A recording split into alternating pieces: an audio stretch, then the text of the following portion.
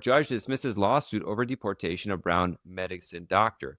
So there was this one doctor at Brown University, I think, was coming in at I think Boston or Boston Logan Airport, and they weren't able to come. Okay.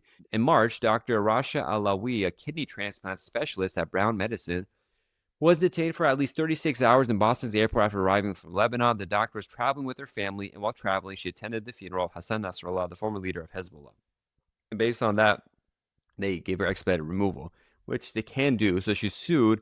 And what's important here is just the reason this is new stuff. I don't really get into too much because it's just a mess, but it's really important. The statute that created expedited removal under the Immigration Nationality Act, the ability for CBP just says, hey, you're 10-year ban, you're out. It doesn't have an appeal mechanism. It was never written into the statute. And so there's nothing you can sue on per se because Congress never created it. The only real way to overcome it is if you just contact CBP and talk with them, and one out of 1,000 times it might be, okay, we made a mistake, we'll fix it. It does happen.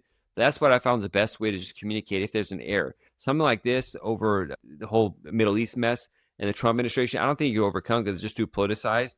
But there's stuff with it, make mistakes sometimes. They'll think it's another person, or they accuse them of working authorization or something like that, or not going to school when they are. It's just a big mistake. And if you connect with CBP, that's something that sometimes gets fixed. But just know that expedited removal, from what I know, doesn't have a formal mechanism for appeal.